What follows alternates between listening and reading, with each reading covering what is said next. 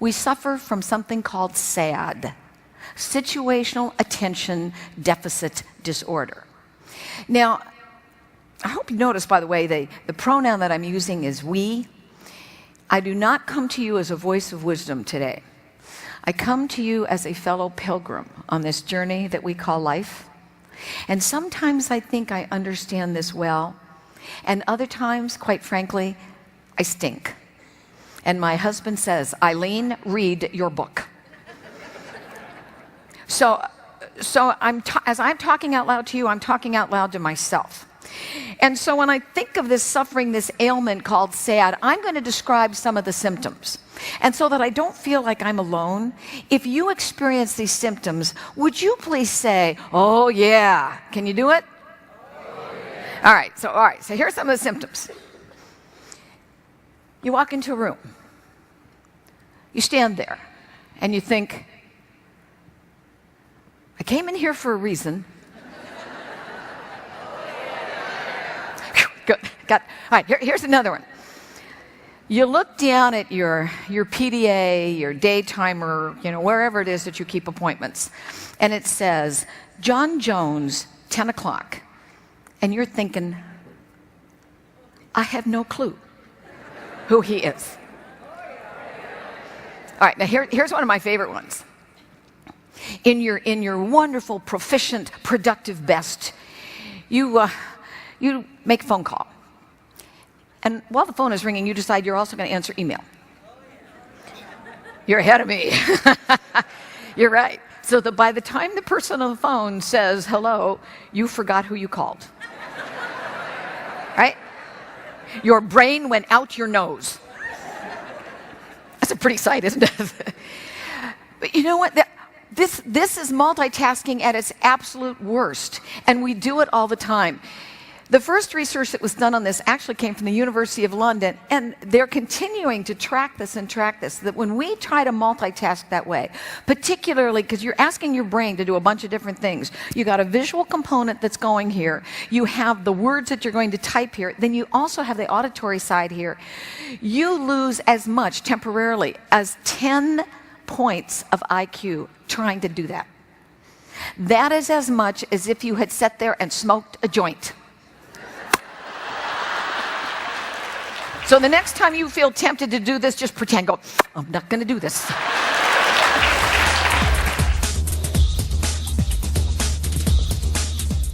I think resiliency is growing through adversity as well as opportunity so that you end up better on the other side. What will it take to be resilient if I'm going to be able to grow through? And I'll tell you what I think it's going to take, energy. At the end of the day, do you have the mental, emotional, physical hardiness that will create the energy that will allow you to grow through both adversity and challenge? Now, Eileen, I read up a little bit about you. You're a public speaker, you're a business consultant. I'm curious, at what point, when were you walking in the woods when kind of the light bulb clicked and you said, hey, wait a second, it's all the same thing. Hiking, working, life, it's all the same thing. Well, it actually clicked about 7 years ago when I was on a very difficult trek with my husband, and I either had to find meaning there or I was going to kill him. So, that was the way it was. But, I just started to make some notes, and as I was making notes, I said, you know what, there is meaning here. Like pack out your garbage. Your prior guest talked about green. Well, you know what? We have garbage that we hang on to in relationships, in business. You know what? That's not only in the physical world, it's also in the emotional world. So I thought that there would be lessons that I could see the similarities. And you know what? It all goes together. This is one life that we've got. We need to blend it together beautifully. First and foremost, you are a practice community family. How many of you are here for the first time? Wow, would you look at that. Practice community. Do you not know when you bring new people into the fold, they sit there and say, God, they speak a language I'm not sure I understand? Because practice communities have their own language. Upline, downline. You have all of these. When in network marketing, you've got a whole different language that you learn. And of course, as an Arbonne family, you have a whole different line of products. I mean, it is probably only few of the chosen who actually know that RE9 is not part of the tax code. That's only because you haven't gotten to them yet. And you have your rites of passage. I mean, you have your rites of passage with that wonderful white Mercedes, which frankly is a far classier color than pink. And when I think about that notion of humor and creating a place of joy, kids also know when you are not having fun in what you are doing. I was sitting in the teacher's lounge. I use that word euphemistically. It meant that that was one of the only 2 rooms air-conditioned in the school. And this teacher came in. Now, if I do a voice, by the way, ladies and gentlemen, it's just because I want you here with me. She came in and she sat down and she said, I want y'all to see what one of these little 3rd graders left on my desk at recess. And then she pulled out a piece of paper. And some of you all might remember that piece of paper. It was that one that had that funny texture to it, and it had the lines, and you would practice writing your script on it. Here in this childish 8-year-old script, it said, if you're happy, will you tell your face?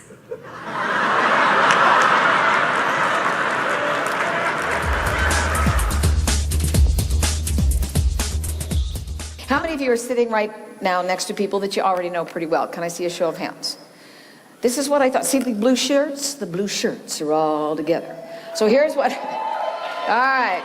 Nothing wrong with blue shirts, but you know what? We're creating a practice community family. So here's what I want you to do. You have 30 seconds when I say go. I want you to get up and I want you to meet as many unused people. Those are used people back there. You see them all the time. I want you to meet as many people as you can. Just say, thanks for showing up, shake their hands. Thanks for showing up, shake their hands. And as you're doing it, I want you to mentally click off how many people you shook their hands and said, thanks for showing up. You ready? On your mark, get set, go. You got 30 seconds, go. Keep a count.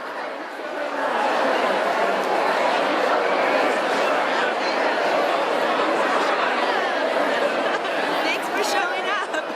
Thanks for showing up. Run, run, run. Keep a count. Run, run, run. Thanks for showing up. Run, run, run.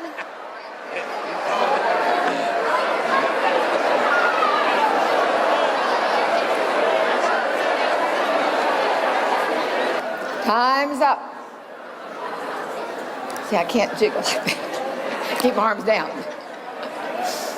All right, now, I want to hear how many people. All right, so call out some numbers. How many people met? Give me some. You met 7? 43? You met 43? I didn't even know you could count that high. 43, did anybody meet more than 43 people? Who met a number closest to 43? 86. How much? 86. You met 86 people? You made it up. You're lying, aren't you? All right, 43. I'll take another number that's closest to 43. Come on. Come stand up here. Come on. Get up here. 43 people. Okay, give them a hand. Give them a hand. All right, if nobody wants to admit, I have a prize for you, Dave. Okay, do you all know Dave? I just met him. Give Dave a hand. All right, if he met 43 people, that means that he is one of the friendliest people going. So I decided he needed to be rewarded. So I actually found a little gift store here. You know those little rubber band things now that you can't figure out what kids want, but they cost a fortune? I have here, it's a rubber band like this. You've got horns, guitar, rocker, microphone, drum set, and rock the world. Every time you make a friend, since nobody fessed up, you got 2 of these things. Give them away. Give them a hand. Thank you very much. Talk about passion for a minute. You've heard this word used a number of times while we're here today. And when we think about passion, what organ of the body do you think of? The heart. Here's the heart. This heart is an amazing pump. There are 60,000 miles of veins, capillaries, and arteries in our heart. 60,000 miles. That is 20 round trips across the United States. And one of the things that we're seeing in the research that we're knowing about the heart is that the heart has an extraordinary energy field. Do you know it is 5,000 times the energy field of the brain? 10 feet away, I can measure the energy of a heart. And when we think about being remarkable, when we think about getting people who will help us as mentors, people in a network, you know what they respond to? Heart energy. Have you ever gone into a room and the energy is negative? You can feel it? You go, whoa, something's happening here. Don't know what, but I'm backing out. Didn't come from the brain, came from the heart. It came from the heart. And the reason I think the heart is so important is we think with the heart. It is our intuition. And intuition is becoming more and more valuable in the marketplace.